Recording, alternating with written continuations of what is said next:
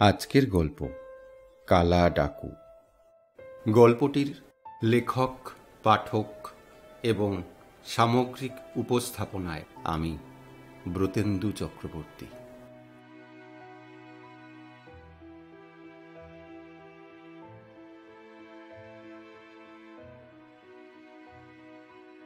পাহাড় ঘেরা বনভূমি অধ্যুষিত এলাকা রুদ্রনগর। মাঝখান দিয়ে বয়ে চলেছে বাগমতী নদী। স্বচ্ছ জলে বিরাট স্রোত। বাগমতী বেরিয়েছে কোশি নদী থেকে। এই নদীর জল থেকেই রুদ্রনগরের চাষ আবাদ চলে। পাথুরে জমিতেও ফসল ফলায় এখানকার চাষিরা। কিন্তু রুদ্রনগরের এলাকা ছাড়ালেই বিশাল ফাঁকা মাঠ চোখে পড়ে। কাছাকাছি আর কোনো লোকালয় সেরকম নেই। যোজন যোজন দূরে রয়েছে পরবর্তী জমিদারি প্রতাপগড়। পাহাড়ের মাথায় কিছুটা সমতল জমিতে রুদ্রনগরের বিরাট জমিদার বাড়িটা রয়েছে। লোকমুখে এরই নাম রাজবাড়ি। একসময় প্রবল প্রতাপ ছিল।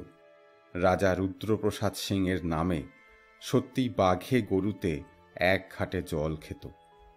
এখন ব্রিটিশ কোম্পানির শাসনে সে দাপট কিছুটা ফিকে হয়ে এসেছে। কোম্পানির লোক মাঝে মাঝেই রাজবাড়ির অতিথি হয়ে আসে। উদ্দেশ্য তাদের ক্ষমতা জানান দেওয়া। রাজবাড়ির প্রভাব কিছুটা ফিকে হতেই আর একদল লোক মাথা চারা দিয়ে উঠেছে রুদ্রনগরে। তারা ডাকাত। রুদ্রনগর থেকে কিছু দূরে রুক্ষ পাহাড়ি এক জায়গায় এই ডাকাত দলের ঘাঁটি। এই এলাকায় বিভিন্ন পাহাড় ও টিলার মাঝে মাঝে যে সরু পাকদণ্ডির মতো পথ আছে, সেই পথ ধরে তারা কখনো পায়ে হেঁটে, কখনো বা ঘোড়ায় চড়ে হঠাৎ করে এসে হাজির হয় বিভিন্ন গ্রামগুলোতে। এদের সর্দার এক কালো ঘোড়ায় চড়ে, কালো পোশাকে, মাথায় কালো পাগড়ি চাপিয়ে মুখ ঢেকে আসে। লুটপাট চালিয়ে আবার ঝড়ের মতো পালিয়ে যায়। লোকে তার নাম দিয়েছে কালা ডাকু। এই পাহাড়ি পাথুরে এলাকার নাম ডাকাতগড়। বহুকালের পুরনো এক ভগ্ন গড় বা কেল্লার ভগ্নাবশেষ অবশিষ্ট রূপে পড়ে আছে ওখানে। লোকমুখে গল্প চালু আছে যে বহুকাল আগে বর্গী আক্রমণের সময় ওই কেল্লা ধ্বংস হয়েছিল। এখনও তার কিছুটা অংশ রয়ে গেছে। এক সময়কার বর্গী আক্রমণের চিহ্ন বুকে নিয়ে দাঁড়িয়ে থাকা সেই কেল্লা এখন হয়েছে ডাকাতগড়।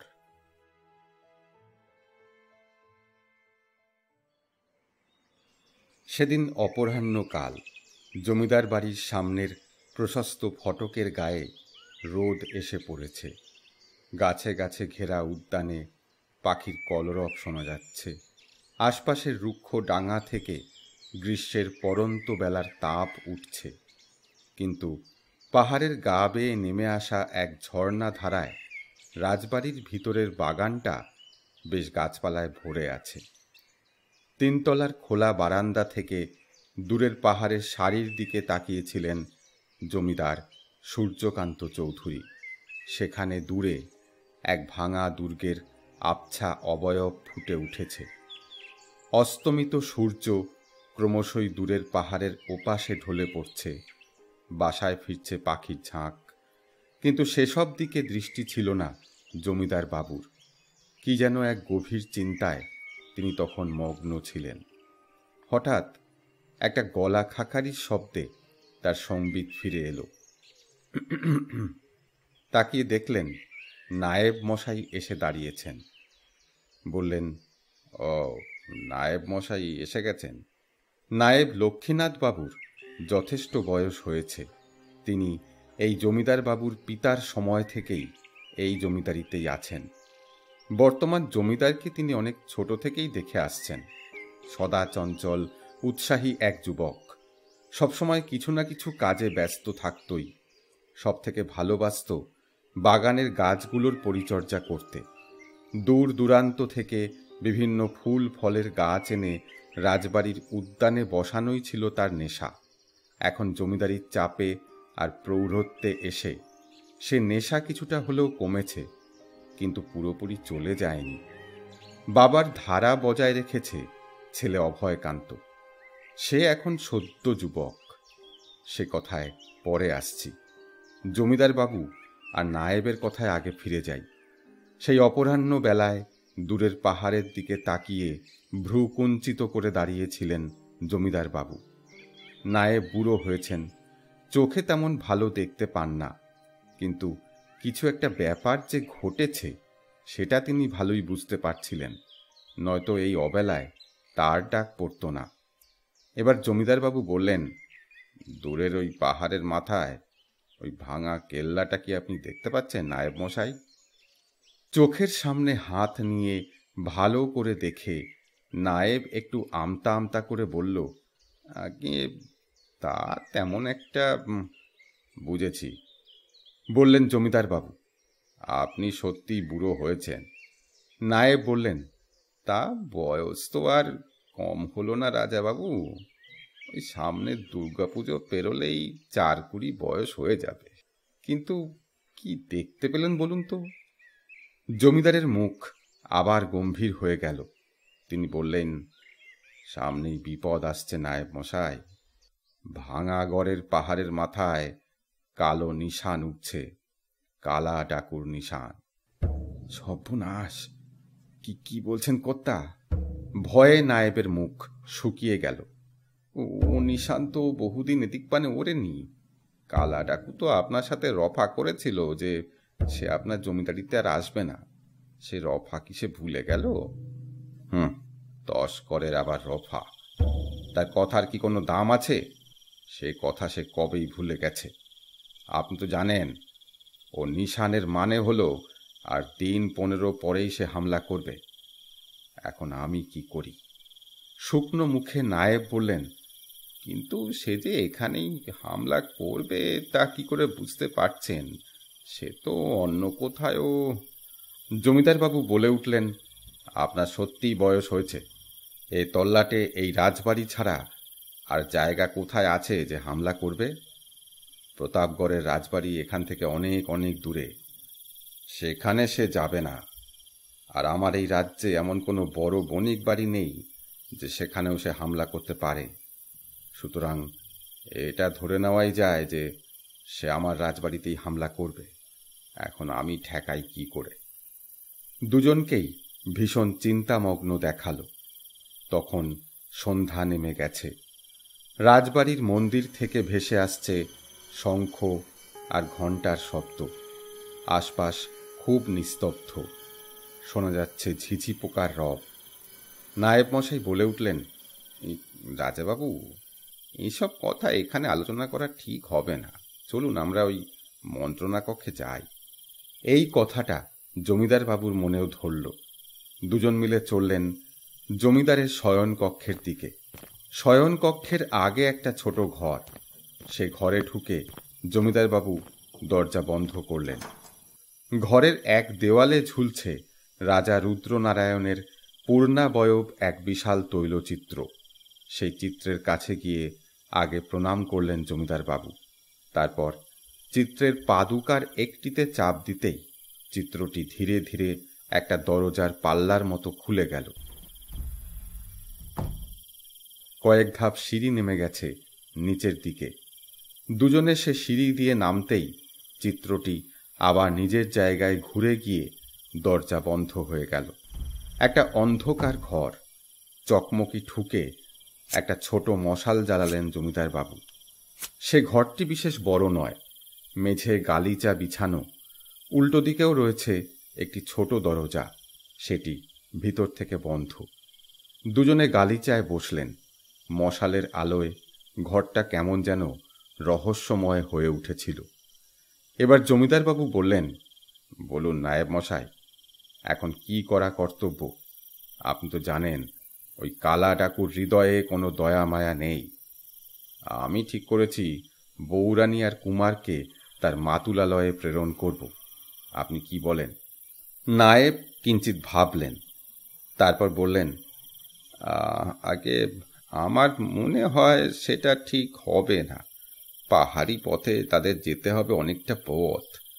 ওই বিক্রমনগরে পৌঁছানোর আগে পথেই হয়তো তারা আক্রান্ত হবে। কালা ডাকুর চরেরা ঠিক খবর পৌঁছে দেবে।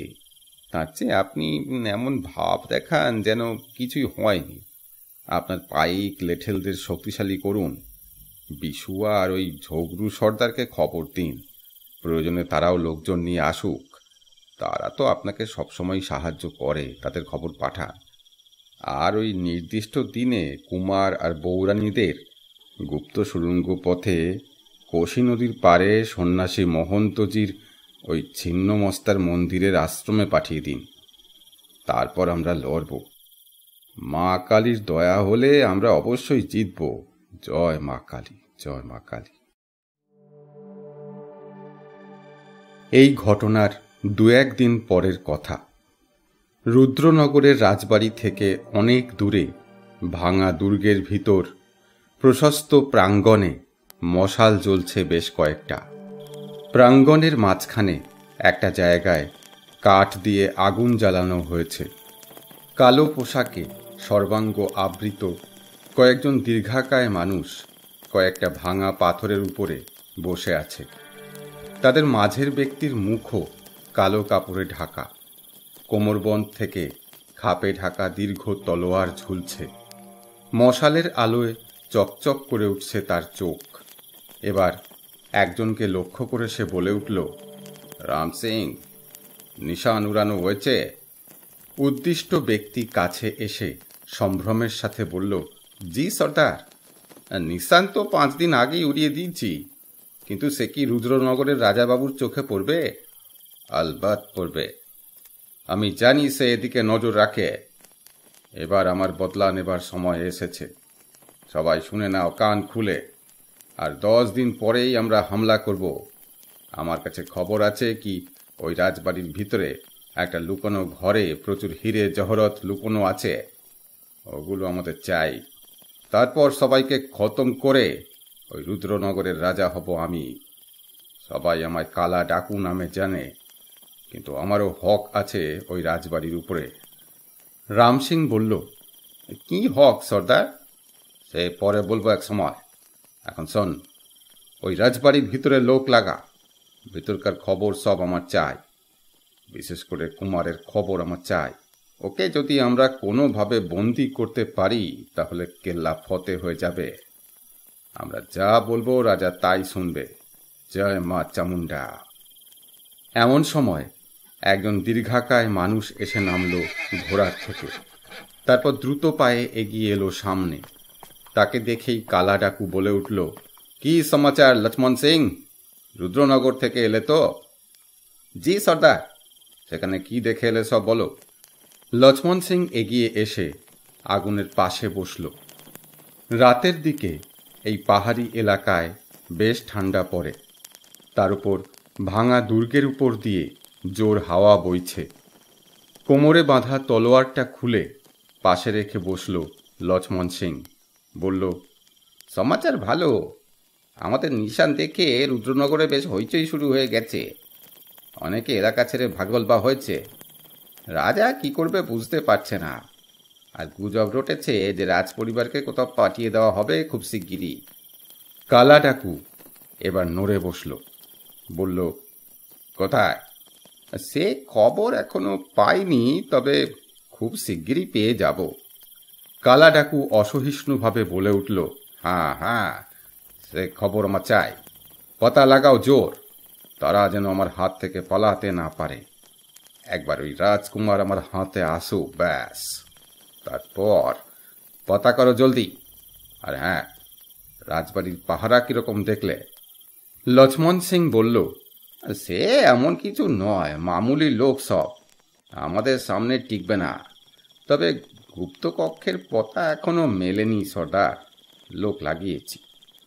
কালা ডাকু বলে উঠল, আগে রাজকুমারের পতা লাগাও, ওকে মিললেই সব পেয়ে যাব। জি সর্দার, काम हो जाए।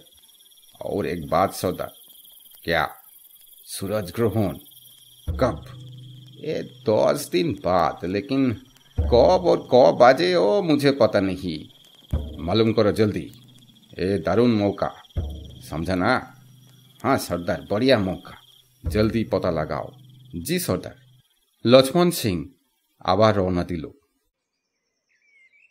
ওদিকে রুদ্রনগরের রাজবাড়ির বিরাট ছাদে পায়চারি করছিলেন জমিদার সূর্যকান্ত চৌধুরী। প্রতিদিন সকালবেলায় সূর্যোদয়ের আগে এ সময় তিনি ছাদে ঘুরে বেড়াতে ভালোবাসেন।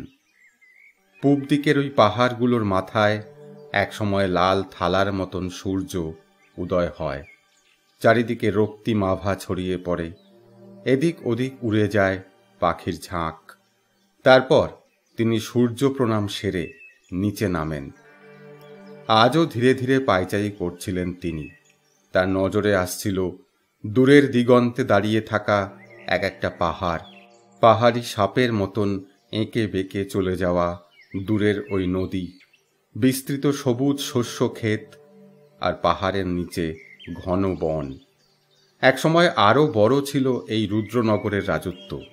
তখন তারা ছিলেন সত্যিই এখানকার একচ্ছত্র রাজা। কিন্তু ক্রমে রাজত্বে ভাগ বসালো ইংরেজ কোম্পানি। অনেক জায়গা চলে গেল কোম্পানির খাস মহালে। তারপর এখন দখলের চেষ্টায় আছে ওই কালা ডাকু। পশ্চিমের পাহাড়ের দিকে তাকিয়ে রইলেন তিনি। আবছা ভাঙা দুর্গটা দেখা যাচ্ছে। একসময় তাদের এক পূর্বপুরুষ ওই দুর্গ বানিয়েছিলেন বর্গী আক্রমণের হাত থেকে এই এলাকাকে বাঁচানোর জন্য। আজ ওই দুর্গই হয়ে উঠেছে ডাকুর ঘাঁটি। ওই দুর্গের মালিকানা পেয়েছিলেন তাদের পরিবারের কোনো পূর্বপুরুষ। শোনা যায় পুরো রাজত্ব দখল করার জন্য তিনি হঠাৎ বিদ্রোহ করেন। রুদ্রনগরের তৎকালীন রাজা সূর্যনারায়ণ সেই বিদ্রোহ ঠেকাতে ইংরেজ কোম্পানির সাহায্য নিয়েছিলেন। কোম্পানির ফৌজ এসে বিদ্রোহীদের শায়েস্তা করলেও পুরো দুর্গ দখল করতে এগোয়নি। পাহাড়ি পাকদণ্ডি ঘেরা রাস্তায় চড়ে নিজেদের ক্ষয়ক্ষতি বাড়াতে চায়নি তারা। দূর থেকে কামান দেগে দুর্গের অনেকটা ধ্বংস করেই তারা ক্ষান্ত দিয়েছিল। যাবার আগে অবশ্য ভালো পরিমাণ অর্থ আদায় করে আর জমিদারির কিছুটা তাদের খাস মালিকানায় ঢুকিয়ে নিয়েছিল তারা। এরপর এলো মহাবিদ্রোহ, যাকে ব্রিটিশ ঐতিহাসিকরা সিপাই মিউটিনি বলে লঘু করে দেখাতে চেয়েছে। কোম্পানির দুর্বলতার সুযোগে ভাঙা দুর্গ দখল করল কালা ডাকু, যে নিজেকে রুদ্রনগরের সেই বিদ্রোহী পূর্বপুরুষের বংশধর বলেই দাবি করে আসছে বরাবর। একবার তার আক্রমণ প্রতিহত করে তাকে রফা করতেও বাধ্য করেছিলেন জমিদার সূর্যকান্ত চৌধুরী। ঠিক হয়েছিল যে রুদ্রনগরে সে আর নজর দেবে না। কিন্তু চোরা না শোনে ধর্মের কাহিনী। শোনা যায় রুদ্রনগরের যত শত্রু আছে তাদের সবাইকে নিয়ে সে দল ভারী করছে। আর এবার তো সে কালা নিশান উড়িয়েই দিয়েছে, যার অর্থ খুব শিগগিরই সে হামলা করবে। এই সব চিন্তা করতে করতে জমিদার বাবুর চোখ গেল প্রাসাদের উদ্যানের দিকে। কুমার অভয়কান্ত গাছপালার পরিচর্যায় ব্যস্ত। গাছপালার পাশাপাশি বিভিন্ন পশু পাখিও পালন করে সে। তার নিজস্ব একটি পশুশালাও আছে। এছাড়া প্রজাদের বিভিন্ন সমস্যা পিতার আগে সেই সমাধান করার চেষ্টা করে। তাই কুমার অভয়কান্ত রুদ্রনগরের মানুষের মধ্যে বেশ জনপ্রিয়। ছাদ থেকে নেমে জমিদারবাবু দেখলেন প্রশস্ত বারান্দায় তার জন্য অপেক্ষা করছেন নায়েব মশাই। জমিদার মশাইকে দেখেই তিনি বলে উঠলেন, প্রণাম রাজাবাবু। আসুন নায়েব মশাই, খবরাখবর কিছু পেলেন? এই যে পেয়েছি কিছু, চলুন ওই কাছারি ঘরে গিয়ে কথা বলি। দুজনে পাশের কাছারি ঘরে গিয়ে বসলেন। একজন ভৃত্যকে ডেকে নায়েব বললেন, ওরে লক্ষণ, এই কে বাবু, এই রাজাবাবুর তামাক সাথে দিয়ে যা। দেখিস এখন কেউ যেন এ ঘরে না আসে।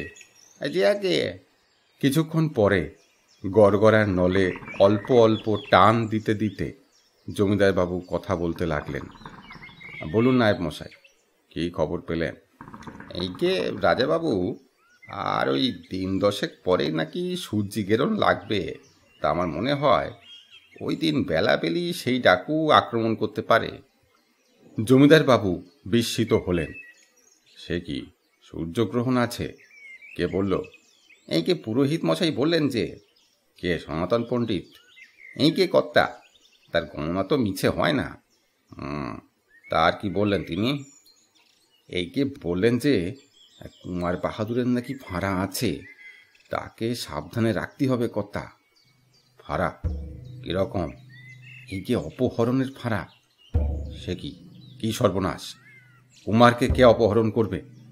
এই কে সেই ডাকু ছাড়া আবার কে? সে তো এ রাজত্বের দাবিদার বলে নিজের পরিচয় দেয়। এখন ওই কুমার না থাকলে। কথাটা আর শেষ করতে পারলেন না নায়েব মশাই। জমিদার বাবু উঠে দাঁড়ালেন। এদিক ওদিক পাইচারি করতে করতে বললেন, এ তো ভালো কথা নয় নায়েব মশাই। এখন উপায়? একটাই উপায় রাজাবাবু। কুমারকে কিছুদিনের জন্য সন্ন্যাসী মহন্তর আশ্রমে পাঠিয়ে দিলে খুব ভালো হয়। সেখানে কোনো ডাকু ঢুকতে সাহস করে না। আর রাজবাড়িতে যারা নতুন কাজে ঢুকেছে তাদের আপাতত ছুটি করে দিন। খবর গোপন রাখতে হবে। জমিদার বাবু বললেন, সেটা আমিও ভেবেছি। আর সেই সাথে রাজবাড়ির সুরক্ষা আরও বাড়ানো দরকার। তাই ঝগড়ু সর্দারদের খবর পাঠানো হয়েছে কি? আগে হ্যাঁ, ওরা সবাই আজই আসবে। লখাই, ভুলুয়া, বিশে আর বাকি সব আদিবাসী সর্দারদেরও খবর পাঠিয়েছি। ওদের হাতে রাজবাড়ি রক্ষার ভার থাকলে অনেক নিশ্চিন্ত। ওদের বিষ তীরকে সবাই ডরায়। জমিদারবাবু বললেন, আর হ্যাঁ নায়েব মশাই, ওই সূর্যগ্রহণের সঠিক দিনক্ষণ আমার চাই। পণ্ডিতজিকে বলবেন তিনি যেন নিজে এসে আমাকে জানিয়ে যান। আগে কর্তা। এমন সময় দূরের পাহাড়ের দিক থেকে মাদলের আওয়াজ ভেসে এলো। একটু পরেই দেখা গেল পিলপিল করে পাহাড় থেকে নেমে আসছে অসংখ্য মানুষ। দূর থেকে তাদের পরনে সাদা ধুতি, মাথার লাল ফেট্টি, তাতে পালক গোজা আর হাতের তীর ধনুকগুলো দেখা যাচ্ছিল। রাজবাড়ির সামনের পথ ধরে তাদের একটা সারিতে আসতে দেখা গেল। দেখতে দেখতে তারা রাজাবাবুর জয়ধ্বনি দিতে দিতে এসে গেল রাজবাড়ির প্রশস্ত প্রাঙ্গণে।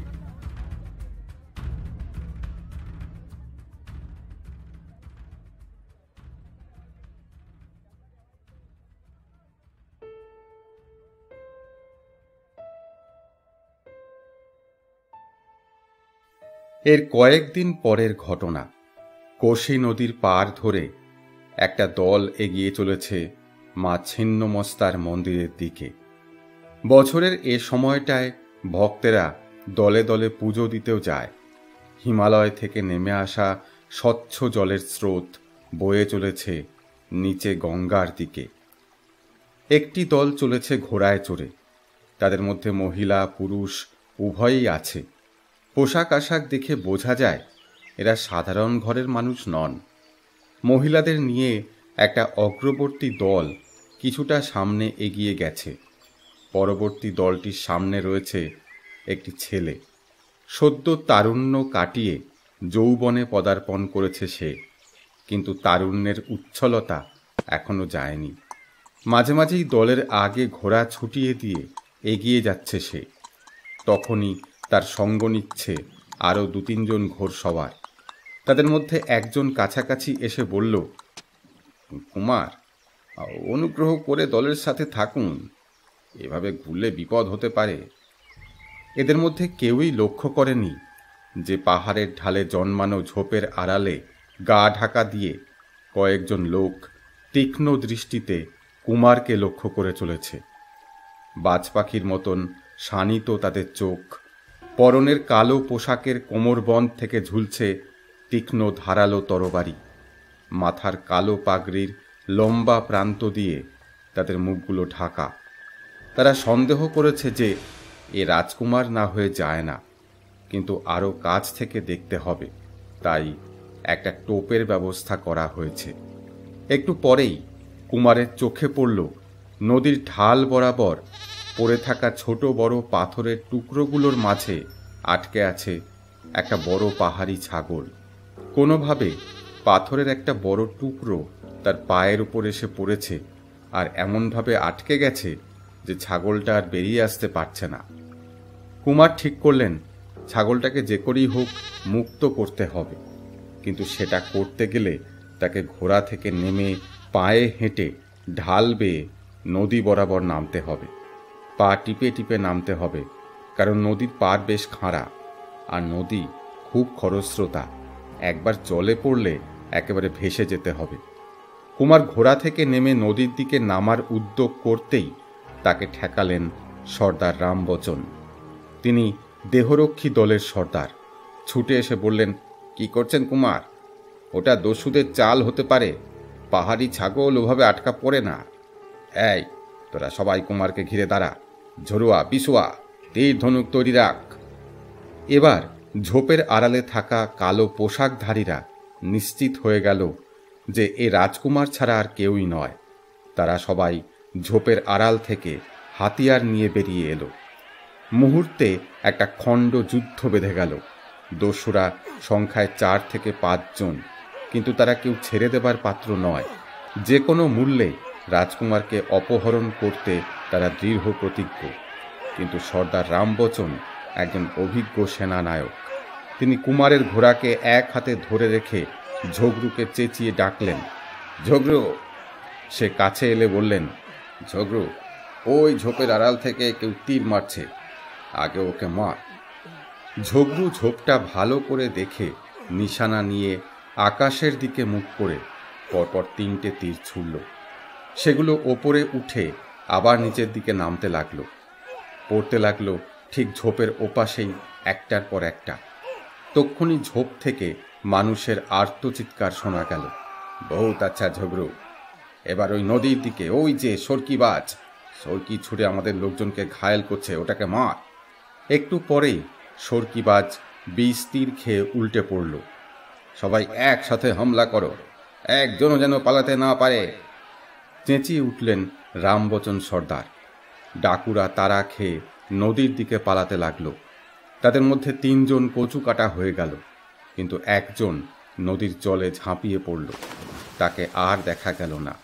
রামবচন কিছুক্ষণ অপেক্ষা করলেন, কিন্তু জলে পড়ে যাওয়া দস্যুর দেহ আর দেখা গেল না।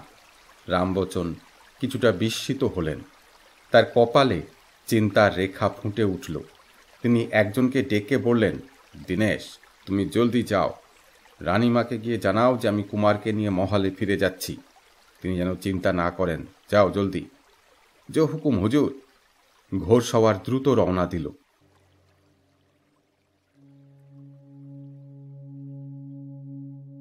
ভাঙা কেল্লার দরবার কক্ষে কালা ডাকু অসহিষ্ণুভাবে পদচারণা করছিল। একসময় থমকে দাঁড়িয়ে বলে উঠল, তোরা 6 জন মিলে তাকে আনতে পারলি না? ওহ, এরকম সুযোগ আর আসবে না। কেন পারলি না, কেন? কক্ষের মেঝে দাঁড়িয়ে পাংশু মুখে একজন ভয়ে কেঁপে উঠছিল। সে কোনো রকমে বলল, কি করব ওস্তাদ? ওই বুনোদের তীরের সামনে আমরা দাঁড়াতেই পারছিলাম না। 20 তীর, চোখের সামনে ভোলে আর শঙ্কর মরে গেল। আমি ভয়ে জলে ঝাঁপ দিয়ে কোনো রকমে সুরঙ্গ পথ ধরে ফিরে এসেছি। সেটাই আরো কাঁচা কাজ হয়েছে। কালা ডাকু বলল, ওই রামবচন সর্দার খুব ঝানু লোক, ও জরুর কুছ না কুছ তো সোচেগা। ওর দিমাগ খুব ভালো কাম করে। বলেই বলল, सूरज ग्रहण कब है? একজন উত্তর দিল, মালিক, আর 5 দিন বাদই सूरज গ্রহণ। তব তো আর দের করা চলবে না। শোনো সবাই, ওই सूरज গ্রহণের দিন আমরা রাজবাড়িতে হামলা করব। দলকে তৈয়ার করো। ওদিকে রুদ্রনগর রাজবাড়ির গুপ্ত মন্ত্রণা কক্ষে জরুরি সভা বসেছে। উপস্থিত আছেন জমিদার, নায়েব, সর্দার রামবচন সিং আর পুরোহিত ঠাকুর। জমিদার মশাই বললেন, শুনেছেন তো আপনারা সবই, আর 4 দিন পরেই হচ্ছে সূর্যগ্রহণ। ওই দিনই কালা ডাকু আক্রমণ করতে পারে বলেই আমার ধারণা। সে কেন ওই দিন আক্রমণ করবে নিশ্চয়ই বুঝতে পারছেন।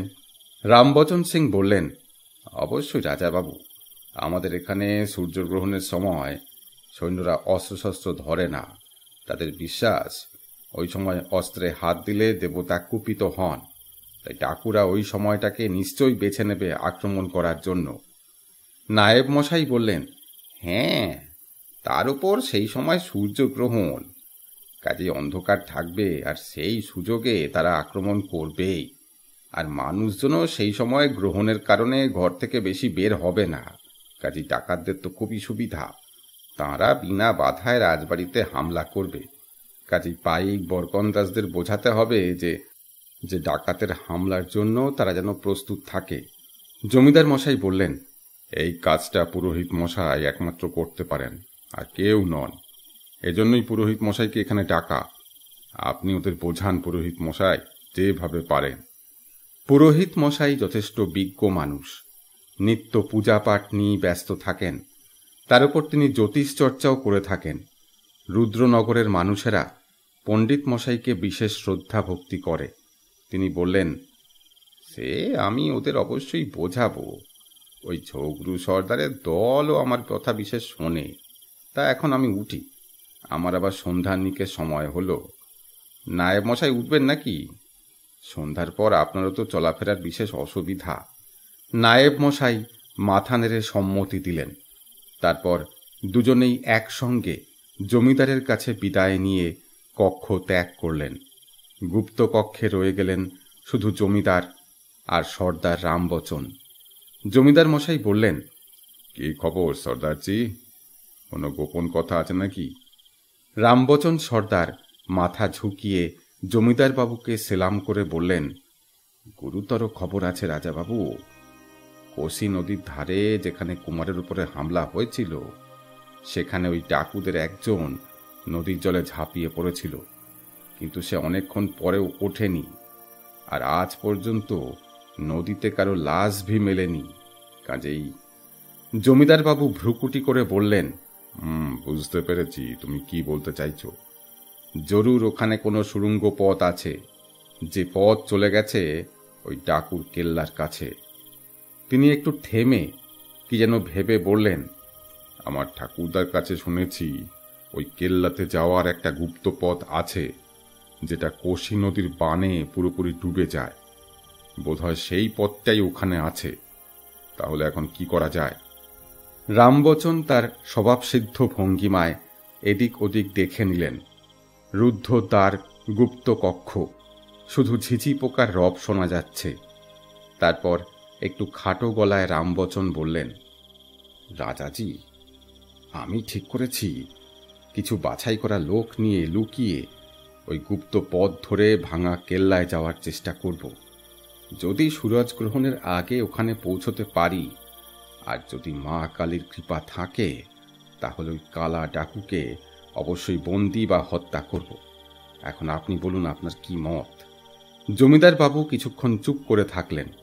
তারপরে বললেন, বেশ ঠিক আছে, মা কালীর কৃপা জরুর থাকবে। তুমি চেষ্টা করো, কিন্তু কাজ হাসিল হলে আমি বুঝব কি করে। রামবচন একটু মৃদু হাসলেন। তারপরে বললেন, কাজ যদি হাসিল হয় রাজাজি, তাহলে ভাঙা কেল্লার মাথায় ফানুস উড়তে দেখবেন। দেখলেই বুঝবেন কাজ হাসিল হয়ে গেছে। ফানুস কি করে নেবে সেসব জলের নিচ দিয়ে? সে ভাবনা আমার রাজাবাবু। বেশ, কিন্তু এ কাজে তোমার কিছু বাছাই করা লোক চাই। ওই ঝগড়ু সর্দারের লোক দিয়ে কি হবে? আমার নিজের খাস আদমি আছে, তাদের মধ্যে 10 জনকে নিলেই হয়ে যাবে। মাত্র 10 জন হতে হবে? বেশি লোক নিয়ে কি হবে? অচেনা পথ, পদে পদে বিপদ। সবাই ফিরবে কি ফিরবে না তার তো ঠিক নেই। জান লড়িয়ে দেওয়ার মতন কিছু লোক হলেই চলবে। বেশ, তাই হোক। তা কবে যেতে চাও? কিছু বলতে গিয়েও চুপ করে গেলেন রামবচন সর্দার। দরজার দিক থেকে একটা খসখস আওয়াজ শোনা গেল। দুজনেই সতর্ক চোখে সেদিকে তাকালেন। রামবচন সর্দার পা টিপে টিপে সেদিকে গিয়ে আচমকা দরজাটা খুলে ছোরা উঁচিয়ে ধরলেন। কিন্তু সেখানে যাকে দেখা গেল তাকে দেখে দুজনেই খুব অবাক হয়ে গেলেন। বিস্মিত জমিদার মশাই বলে উঠলেন, এ কি কুমার, তুমি এখানে কি করছো? রাজকুমার একটু ভয় পেয়ে গেলেও তারপর বললেন, মাফ করবেন আমায় পিতাজি, আসলে কৌতূহল চাপতে পারছিলাম না, তাই আড়াল থেকে কিছু কথা শুনে ফেলেছি। আর নায়েব মশাই চলে যাবার পরে দরজাটা আপনারা পুরোপুরি বন্ধ করতে ভুলে গেছেন। একটু খোলা ছিল, তাই ভাবলাম আপনাদের কথা হয়তো শেষ হয়ে গেছে। জমিদার মশাই বললেন, আমাদের কথা কি শুনেছ? শেষটুকু কানে গেছে। আমি একটা অনুরোধ করব পিতাজি। কি অনুরোধ? ভাঙা কেল্লায় যে দলটা যাবে তার সাথে আমিও যেতে চাই। জমিদার মশাইয়ের মুখ কঠিন হয়ে উঠল। কি বললে তুমি? অসম্ভব। কেন অসম্ভব? আমি লড়তে পারি, সাঁতার কাটতে পারি, পাহাড় চড়তেও পারি। কিন্তু তাকে থামিয়ে দিয়ে জমিদার বাবু রুদ্ধ কণ্ঠে বললেন, আমার কথার উপরে কথা বলবে না, এ হতে পারে না। কালা ডাকু তোমাকে অপহরণ করবে বলে অতগুলো লোক পাঠিয়েছিল কোশি নদীর ধারে। এখন তুমি যেচে গিয়ে তার হাতে ধরা পড়লে আমার আর কিছু করার থাকবে না। সে যা দাবি করবে তাই আমায় করতে হবে। কাজেই তোমার যাওয়া হবে না।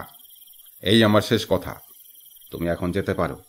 আর হ্যাঁ, যা শুনেছ তা যেন গোপন থাকে। কুমার মাথা নিচু করে কক্ষ ত্যাগ করল। তারপর আর বেশি কথা হলো না। রামবচন জমিদার বাবুকে সেলাম করে বিদায় নিল। রাত বেশ গভীর হয়ে গেছে।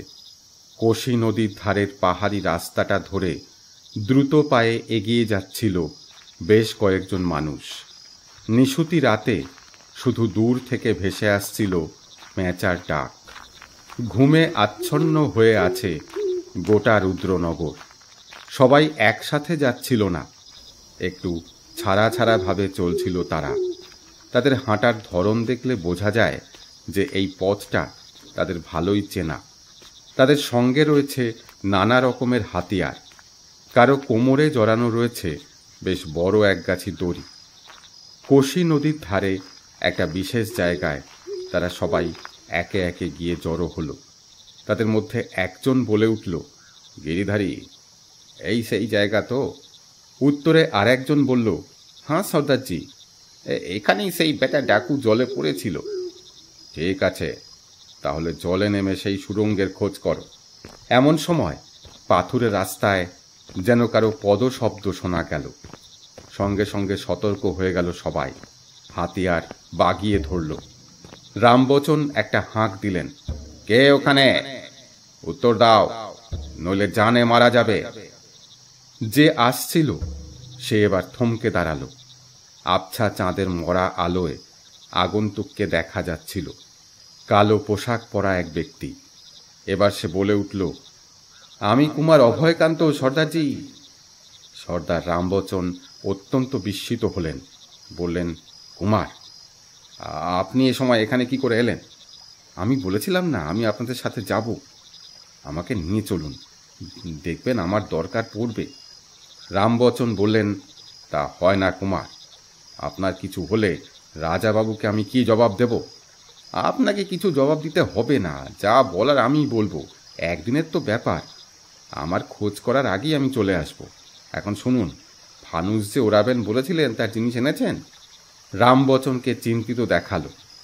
এই জলের মধ্য দিয়ে কি করে নিয়ে যাব, তাই আনা হয়নি। কুমার বললেন, আপনাকে আর ভাবতে হবে না, আমি তৈরি হয়ে এসেছি। এই ধাতুর কৌটোতে সব ভরে গালা দিয়ে মুখ বন্ধ করে দিয়েছি। জলে ভিজলেও কিছু হবে না। আমার সাথে অনেক লম্বা রশি আর ধাতুর আঁকশি আছে। এই দেখুন, এবার চলুন। রামবচন আশ্বস্ত হয়ে বললেন, তাই চলুন। মা কালীর হয়তো এই ইচ্ছা। কিন্তু খুব সাবধানে কুমার, দল ছাড়া হবেন না। দলের সবাই অন্ধকার পথ বেয়ে নদীর দিকে এগিয়ে গেল। নদীর জলে বেশ স্রোত। পাহাড়ি এই নদীতে জল বেশ ঠান্ডা। রামবচনের আদেশে একজন নেমে পড়ল জলে। জলের তলায় অন্ধকারে কোনো সুড়ঙ্গ খুঁজে পাওয়া খুব মুশকিল। লোকটা একটু পরেই হাঁপাতে হাঁপাতে উঠে এলো। হতাশভাবে মাথা নাড়ল। তার জায়গায় নামল আর একজন। আবার চলল অপেক্ষার পালা। এবারকার ব্যক্তি অন্যদিকে খোঁজ শুরু করল। কিছুক্ষণ পর জল তোলপাড় করে সে উঠে এলো। সেও হাঁপাচ্ছে, কিন্তু তার মুখে হাসি। কে হলো সজ্জন সিং? পেয়েছি হুজুর। কি মনে হলো, যাওয়া যাবে? যাবে হুজুর, বেশ বড় সুড়ঙ্গ। আর দেরি না করে চলুন। একে একে সবাই এবার একজনের পিছনে আরেকজন করে জলে নামল। সবার আগে সজ্জন সিং, দলের মাঝখানে কুমার অভয়কান্ত। নদীর উপরে জলের বেশ স্রোত থাকলেও নিচে তেমন একটা স্রোত নেই। জল বেশ ঠান্ডা, জল খুব ঘোলা নয়, মোটামুটি দেখা যাচ্ছে। ডুব সাঁতার দিয়ে সবাই এগিয়ে চলল। একটু পরেই সামনে একটা গুহার অবয়ব আবছা ফুটে উঠল। আর একটু যেতেই পরিষ্কার হলো সেটা। জলের মধ্যে একটা কালো দরজার মতো দেখা যাচ্ছে। সবাই একে একে সেদিকেই চলল। একটু পরেই পায়ের নিচে ডাঙা পাওয়া গেল। তখন সবাই একটু বাতাসের জন্য আকুলি বিকুলি করছে। আর সামান্য যেতেই জলের উপরে মাথা ভেসে উঠল সবার। সবাই হাঁপ ছেড়ে বাঁচল। চারিদিকে নিশ্ছিদ্র অন্ধকার। পায়ের নিচে যেন একটা সিঁড়ির মতন ঠেকছে, যেন একটা পাথুরে সিঁড়ি ধাপে ধাপে উপরে উঠে গেছে। এবার রামবচন সর্দারের গলা শোনা গেল, কুমার ঠিক আছেন তো? উত্তর এলো, আছি। দাঁড়ান, আগে একটু আগুন জ্বালার ব্যবস্থা করি। কুমার তার গালা দিয়ে আটকানো কৌটো খুলে ভিতর থেকে এক টুকরো চকমকি আর লোহার একটা পাত বার করে কিছুটা ঘিয়ে ভেজানো তুলোতে আগুন জ্বালতে চেষ্টা করলেন। সামান্য কিছুক্ষণ পরেই চিরবির করে খুব অল্প আগুন জ্বলে উঠল। কয়েকজন বলে উঠল, জয় মা কালী। এরপর জ্বালানো হলো দু একটা মশাল। এবার অন্ধকার কেটে সবকিছু পরিষ্কার হলো। সিঁড়ির ধাপটা খুব প্রশস্ত নয়, কোনো মতে 3 জন মানুষ পাশাপাশি উঠতে পারে। সর্দার রামবচন তীরন্দাজকে আগে রাখলেন, বললেন, ভালো করে খেয়াল করে চলিস, ওপর থেকে যেই নামুক মেরে দিবি। সিঁড়ির ধাপগুলো প্রশস্ত পাথরের দেওয়াল কেটে কেটে তৈরি করা হয়েছে। ধাপ কোথাও সরু, কোথাও চওড়া। উপরটা কোথায় গিয়ে শেষ হয়েছে এখান থেকে বোঝা যাচ্ছে না। কিছুটা ওঠার পর একটা সমস্যা দেখা গেল।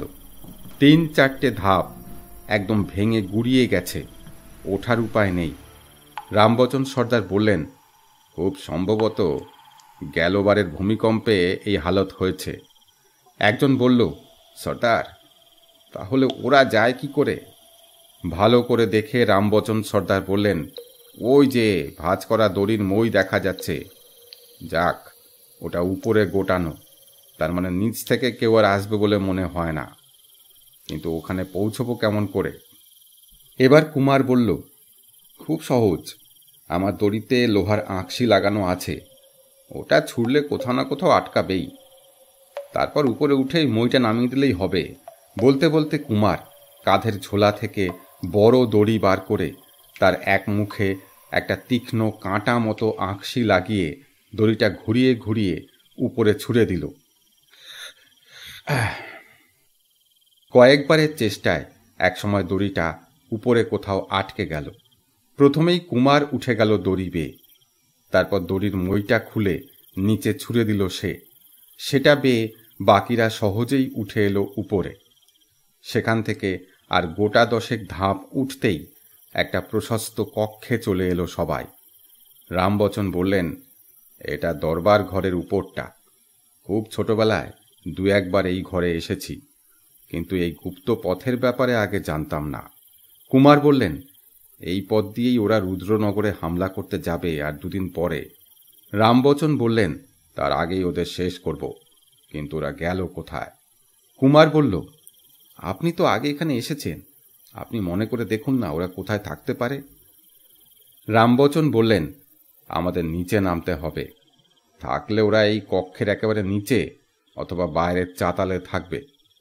মনে হচ্ছে এখন শেষ রাত, ওরা হয়তো বিশ্রাম করছে বা ঘুমিয়ে পড়েছে। আমরা আচমকা হামলা করব, তবে সাবধান থাকতে হবে, রাত পাহারা থাকতে পারে। বেশ, তাহলে চলুন নিচে নামা যাক। সবাই খুব সাবধানে নিচে নামতে শুরু করল। সিঁড়ির ধাপ কোথাও এবড়ো খেবড়ো, কোথাও বা ভাঙাচোরা। একটু নামার পরেই নিচ থেকে আবছা আলো দেখা গেল। মশালগুলো নিভিয়ে ফেলা হলো এবার। আর কয়েক ধাপ নামতেই সিঁড়ি শেষ হয়ে গেল। প্রশস্ত এক দরবার কক্ষে এসে দাঁড়ালো সবাই। সাদা কালো মার্বেল পাথরের তৈরি দাবার ছকের মতো মেঝে, দেওয়ালে কিছু পুরনো তৈলচিত্রও ঝুলছে। ছাদ অনেক উপরে, জানলা দরজার উপর রঙিন কাঁচের কারুকাজ করা, কিন্তু চারপাশ খুব অপরিষ্কার আর মাকড়সার ঝুলে ভরা। এদিকে ওদিকে বেশ কিছু ঘর, কোনোটার দরজা বন্ধ, কোনোটার খোলা। রামবচনের ইশারা পেতেই দলের লোকেরা ঘরগুলোর দরজা নিঃশব্দে বাইরে থেকে আটকে দিতে লাগল। কিন্তু চুপচাপ সেই ব্যাপারটা সারা গেল না। হঠাৎ আচমকা একজনের পায়ে লেগে গড়িয়ে গেল একটা প্রদীপের পিলসুচ। বেশ শব্দ উঠল, অমনি চারিদিকে শোরগোল পড়ে গেল। কারা যেন চেঁচিয়ে উঠল, কন ইধার, দরওয়াজা বন্ধ কন কিয়া। পাশের চাতাল থেকে ছুটে আসতে লাগলো দস্যুর দল, আর ঝরুয়া আর ঝগড়ু সর্দারের বিষ তীর তাদের গেঁথে ফেলতে লাগলো। শুরু হয়ে গেল দস্যুদের সাথে রামবচন সর্দারের দলের লড়াই। কিন্তু ঘুম জড়ানো চোখে আর হাতিয়ারবিহীনভাবে কতক্ষণ লড়াই করা যায়? এক সময় তারা হার স্বীকার করতে বাধ্য হল। এই পুরো লড়াইটাতে রামবচন সর্দার কুমারকে আগলে রেখেছিলেন। এবার কুমার বলে উঠল, কালা ডাকু কোথায়? সত্যিই তো, আসল ব্যক্তির কথা সবাই ভুলে গিয়েছিল। বন্দি দস্যুদের মধ্যে খোঁজ চলল, কিন্তু কোথায় কালা ডাকু? তাকে চেনেন একমাত্র রামবচন। তিনি হতাশ হয়ে মাথা নাড়লেন, বললেন, আহ, সে নিশ্চয়ই গোলমালের সময় পালিয়েছে, কিন্তু এত তাড়াতাড়ি কোথায় গেল? কুমার বলল, ওই দেখুন সর্দারজি, ওই দূরে। সত্যিই সেদিকে নদীর পাড় ধরে সরু পাহাড়ি পথ বেয়ে এক কালো ঘোড়সওয়ার চলেছে। পিছনে ধুলো উঠছে। সে একবার পিছন ফিরে তাকালো, তার মুখ পাগড়ির কালো কাপড়ের প্রান্তে ঢাকা। রামবচন বলে উঠলেন, ওই কালা ডাকু। ফাঁকি দিয়ে আবার পালালো। তারপরেই ঘটে গেল এক অবিশ্বাস্য ব্যাপার। ততক্ষণে সূর্যের আলো ভালোই ফুটে গিয়েছিল। ঝকঝকে রোদ দেখা দিয়েছে কোশির জলে। হঠাৎ সবকিছু কেমন অন্ধকার হয়ে এলো। আচমকা মেঘে যেন ঢেকে গেল সব দিক। হঠাৎ যেন রাত নেমে এলো। কুমার চেঁচিয়ে বলল, সূরজ গ্রহণ। সত্যি দিনের বেলা আচমকা যেন রাত নেমে এলো। রামবচন দলের সবাইকে বললেন, কেউ হাতিয়ার ফেলবে না, বন্দীদের দিকে নজর রাখো। কুমার বললেন, দেখুন সর্দারজি, দেখুন, কালা ডাকুর ঘোড়া ভয় পেয়ে থেমে গেছে, যেতে চাইছে না আর। ওই দেখুন, কালা ডাকু ঘোড়াকে কেমন চাবুক মারছে। বাস্তবিকই অনেক দূরে থমকে গেছে কালা ডাকুর ঘোড়া। আচমকা অন্ধকার নেমে আসায় সে ভয় পেয়ে ছটফট করে পালিয়ে যেতে চাইছে, আর ক্রমশ খাদের দিকে সরে যাচ্ছে। দেখতে দেখতে কালা ডাকুকে নিয়ে ঘোড়াটা হঠাৎ খাদের মধ্যে পড়ে গেল। অনেক দূর থেকে যেন একটা আর্তনাদ শুনতে পাওয়া গেল। রামবচন বললেন, জয় মা কালী, মা আমাদের সহায় আছেন কুমার, পথের কাঁটা দূর হয়েছে। দেখতে দেখতে আবার সূর্যের আলো ফুটে উঠতে লাগলো। সবাই কুমার আর রাজাবাবুর জয়ধ্বনি দিতে লাগলো। শুধু কুমার বললেন, চলুন সর্দারজি, মহারাজকে খবরটা তো দিতে হয়। বিস্মিত রামবচন সর্দার বললেন, মানে? আরে ফানুস ওড়াতে হবে না? সত্যি তো, একদম ভুলে গেছি। দুজনে ভাঙা কেল্লার ছাদে উঠে এলেন। ছাদের এক প্রান্ত পুরোপুরি ভাঙা, সামান্য কিছুটা এখনো টিকে আছে। সেখান থেকে অনেক দূরে ভোরের রোদ পড়ে ধবধবে সাদা রুদ্রনগরের রাজবাড়ি পরিষ্কার দেখা যাচ্ছিল। এখানে ভাঙা কেল্লার ছাদে এক লম্বা দণ্ডের মাথায় কালা ডাকুর কালো নিশান তখনও উড়ছিল। সর্দারজি প্রথমেই লোক লাগিয়ে সেটিকে খুলে ফেললেন। তারপর কুমারের ঝোলা থেকে বের হলো রুদ্রনগরের রাজবাড়ির পতাকা। সবাই জয়ধ্বনি দিতে দিতে সেই পতাকা উত্তোলন করা হলো। এরপর কাপড়ের এক বড় ফানুসের নিচে আগুন জ্বেলে ফানুস ওড়ানো হলো। পূবালি হাওয়ায় ফানুস উড়তে উড়তে এগিয়ে যেতে লাগলো রুদ্রনগরের দিকে। কিন্তু মহারাজ কি দেখতে পেলেন? নিজেকেই যেন জিজ্ঞাসা করলেন রামবচন সর্দার। কুমার চেঁচিয়ে বলল, ওই দেখুন, পিতাজি দেখতে পেয়েছেন, ওই দেখুন, কবুতরের ঝাঁক উড়িয়ে দিয়েছেন তিনি। বাস্তবিকই রুদ্রনগরের রাজবাড়ির উপরে তখন গোল হয়ে ঘুরছে এক ঝাঁক সাদা পায়রা, আর তাদের শরীর থেকে ঠিকরে পড়া ভোরের ঝকঝকে রোদ যেন শান্তির ললিত বাণী চারিদিকে ছড়িয়ে দিচ্ছে।